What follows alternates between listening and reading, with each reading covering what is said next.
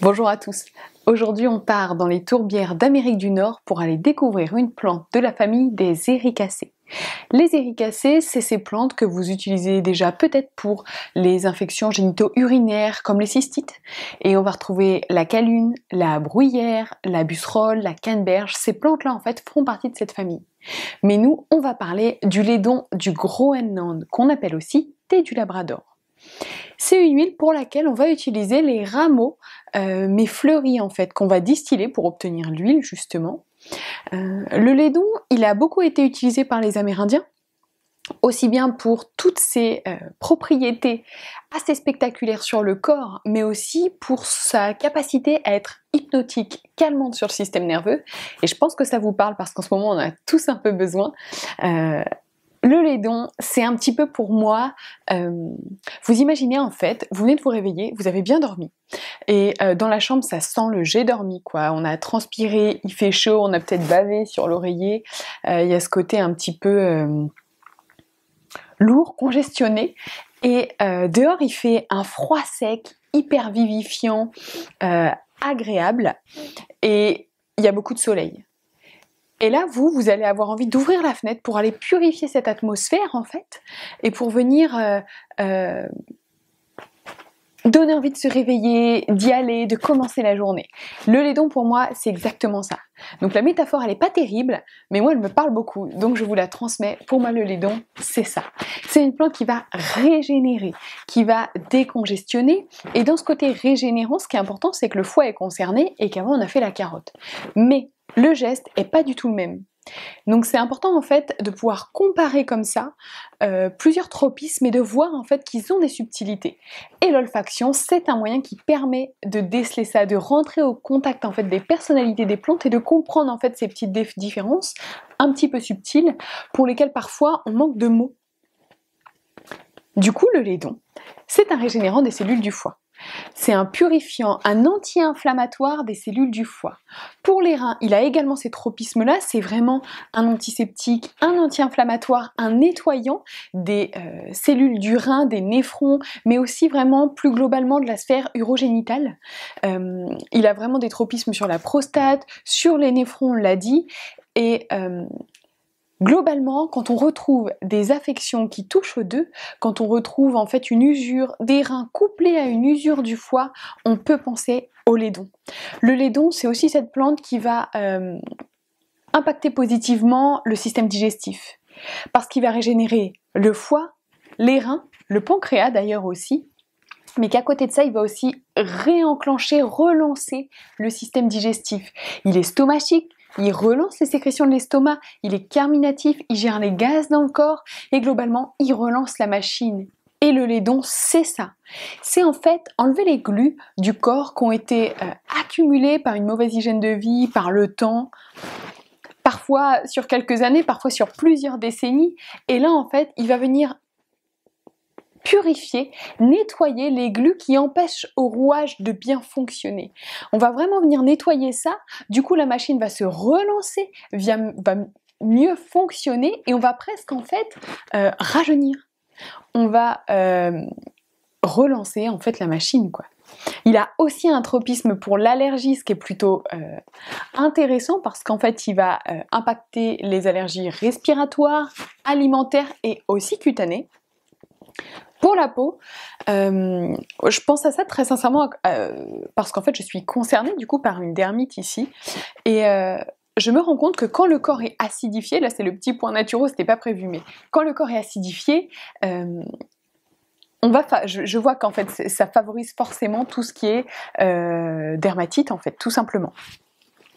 Le laiton, je peux l'utiliser en externe très dilué bien évidemment, pour aller traiter cette zone, mais en fait en relançant la digestion, notamment celle des protéines, en aidant les reins à travailler aussi, il va venir favoriser la gestion des protéines, l'élimination des acides, et en fait il va m'aider justement à gérer cette affection-là. Il a cette capacité du coup vraiment à relancer, à purifier sur le corps, mais aussi sur l'esprit. Quand vous sentez, quand vous respirez, ça se sent énormément, les idées sont plus claires. En olfaction avant-hier, j'avais même des choses qui me revenaient en tête que je devais faire sans la panique qui va avec. C'était pas vite, mon Dieu, c'est urgent. C'était plutôt d'accord, au fait, il y a ça à faire, ok, je note. Et tout reprend sa place. La respiration, elle est amplifiée, c'est très agréable. D'ailleurs, je me suis rendu compte en me focalisant dessus que elle était plus importante, alors que j'avais pas senti le besoin de respirer plus. Mais c'est comme si le corps avait naturellement repris l'oxygène, en fait, l'oxygène et cette respiration dont il avait besoin et dont je le privais sûrement par stress ou que sais-je. C'est vrai qu'on est quand même une société plutôt stressée. Mais c'est ça en fait, c'est le cœur aussi qui ralentit, qui est plus calme, une espèce de paix, purification un peu globale. Au début, il y a beaucoup, c'est vraiment la glace, c'est l'air, c'est des couleurs blanc, bleu, et petit à petit, ça se transforme en eau. On a plus l'élément eau qui est présent au cours de l'olfaction. C'est assez intéressant d'ailleurs. À côté de ça, dans cette olfaction, j'ai eu aussi en fait, j'avais l'image d'une dame qui avançait sur la glace et un pas après l'autre. Et j'ai eu cette idée de si j'avance un pas après l'autre, c'est ok, je n'ai pas à craindre que la glace se rompt ou casse. Mais si effectivement je fonce et que je saute dessus comme une malade, peut-être que là, je peux m'inquiéter.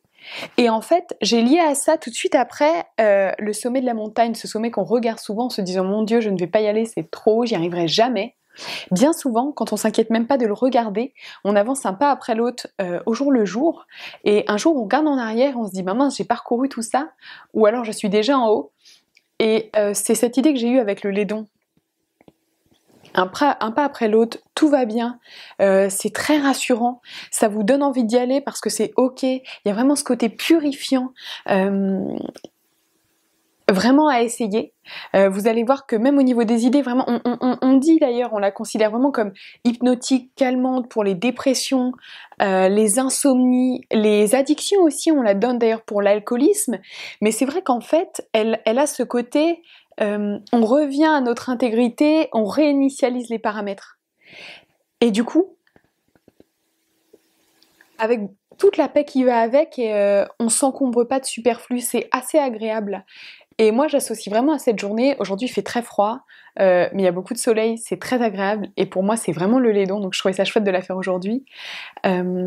Essayez et dites-moi comment sont vos pensées, comment vous vous sentez, quelles idées vous ramènent, quelles sont les choses auxquelles vous ne pensez peut-être plus que vous allez pouvoir faire parce que tout est clarifié. Vraiment dites-moi, j'essaie de faire des vidéos courtes parce que à la base je voulais qu'elles ne dépassent pas 10 minutes, ce qui est absolument jamais le cas. Mais du coup je vais m'arrêter là. C'est dur pour moi de trier parce qu'en fait j'ai envie d'en dire une tartine et ça servirait je pense à rien. Mais du coup voilà, faites-moi vos retours sur le Lédon. Après concernant son utilisation, petite chose que je voulais rajouter. Le Lédon, c'est une majorité de monoterpènes. On est à 67% à peu près. Juste après, vous avez des sesquiterpènes à hauteur de 24%. Ensuite, on a des monoterpénols, des sesquiterpénols, des aldéhydes, un peu d'ester, un peu de cétone. Et quand vous voulez utiliser une plante, notamment là, on a parlé de son aspect régénérant du foie, c'est une huile qui coûte cher. Donc c'est vrai que souvent, on va l'utiliser quand il y a vraiment besoin, quand vraiment c'est affecté, parce que sinon on peut utiliser d'autres plantes qui font l'affaire aussi et qui sont un peu moins chères, comme la carotte, comme le citron sur le foie, il y en a plusieurs, le romarin. Du coup c'est vrai que c'est pas toujours celle qu'on utilise en première, mais elle reste vraiment intéressante, moi je trouve, sur les syndromes métaboliques. C'est une huile vraiment que j'invite à utiliser pour le syndrome métabolique, parce que je trouve que elle fait tout en fait, et qu'elle fonctionne très bien sur ça, et que le syndrome métabolique, avec ce qu'on appelle le foie gras, la stéatose hépatique, avec parfois la présence de cholestérol, je pense aussi aux athéroscléroses aussi, tout ce qui est comme ça, des pathologies un petit peu d'usure, je trouve qu'elle a vraiment sa place. Donc essayez-la et faites-moi vos retours. Et à bientôt pour une autre vidéo du coup. Et là aujourd'hui c'était en compagnie de Maury, donc chacun son tour, il y aura peut-être Jarvis la prochaine fois. À bientôt!